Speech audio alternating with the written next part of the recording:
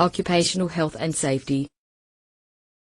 By the end of this lesson you will be able to explain/identify OH&S standards, OH&S legislation, occupational health and safety.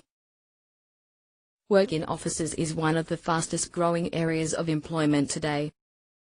While the introduction of the computer into the office has provided a more stimulating and interesting work environment, it has also introduced some occupational health and safety issues that all employers and workers must take into consideration. While the threat to health is less obvious in an office than it is in a factory, there are still many hazards that must be avoided. Office workers are prone to prolonged repetitive work, poorly designed work areas, lifting of heavy loads, inadequate lighting and eye strain from constantly viewing computer monitors. Occupational health and safety. The Occupational Health, Safety and Welfare Act outlines the responsibilities of employers and employees for health and safety in the workplace. It is important to appreciate that it is not only the employer's job to provide a safe working environment, it is also the responsibility of the workers to ensure that they protect themselves and others from harm. Occupational health and safety. Employers are legally obliged to provide a safe and healthy working environment for their employees. To ensure that workers are safeguarded, all employees should know their rights and ensure that they are protected at work. This is so important that legislation has been passed that requires all employers to ensure that workers are aware of the occupational health and safety regulations for their industry. To this end, managers and supervisors should be constantly consulting with employees about their work habits and provide feedback to their employers. In addition, all organizations should elect a health and safety representative from among their employees. Occupational health and safety. Occupational health and safety regulations exist for all states of Australia. These regulations legislate on the reporting requirements of employers and their responsibilities to their employees. Legislation requires that employers report in writing all workplace injuries and accidents to their work cover authority. OH&S legislation. There are three different parts to the OH&S legislation: Occupational Health, Safety, and Welfare Act, Occupational Health, Safety, and Welfare Regulations, Approved Codes of Practice, Industry Guidelines and Australian Standards. The OH&S Act spells out the duties for all workplace employers and employees in relation to the health, safety and welfare of workers.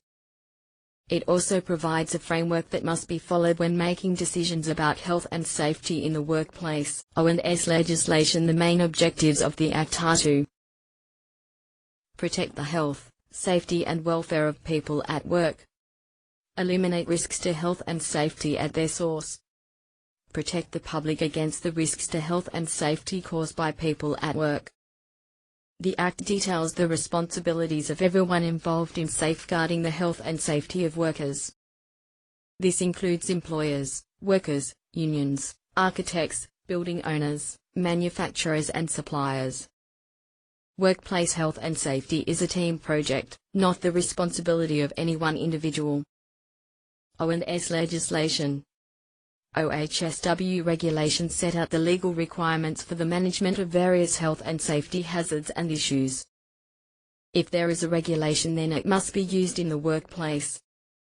Regulations generally focus on identifying hazards in the workplace, assessing the risk of injury and implementing measures to control these risks.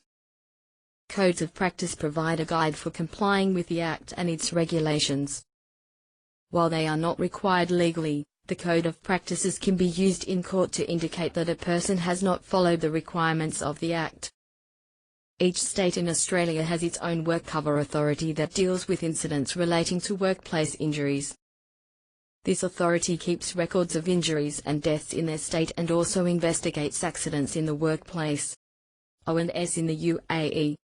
The UAE's Federal Law No. 8, for 1980, on regulation of labour relations, is the law regulating all labour and industrial relations issues throughout the country.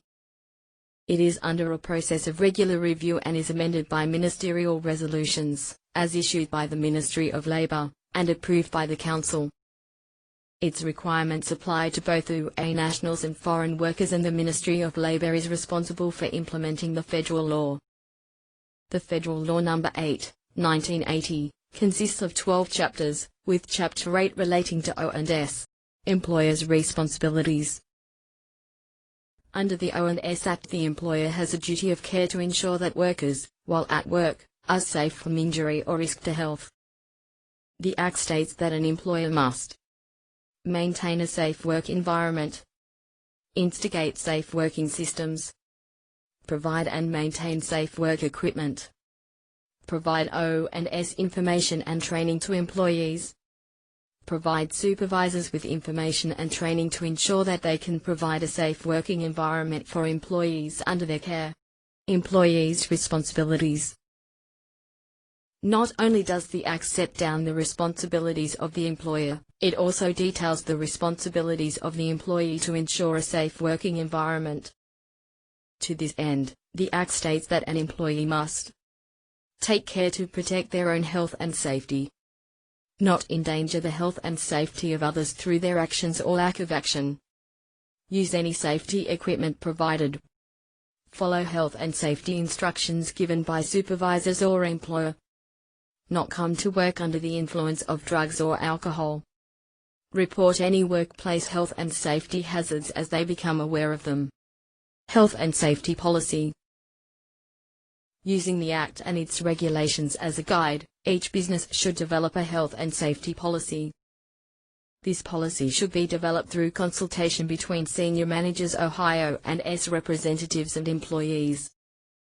The policy should indicate the company's health and safety policy objectives and the methods that will be used to achieve these objectives. The policy should indicate the commitment of management to health and safety, as well as list the responsibilities of all to OH&S issues.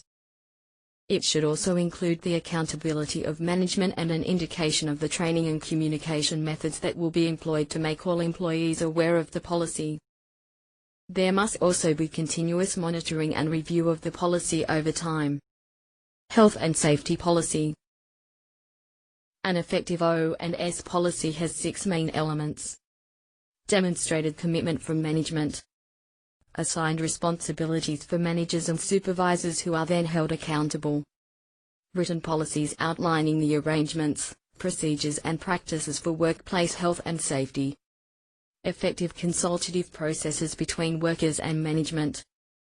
Procedures for identifying and controlling risks. Documented training for all personnel.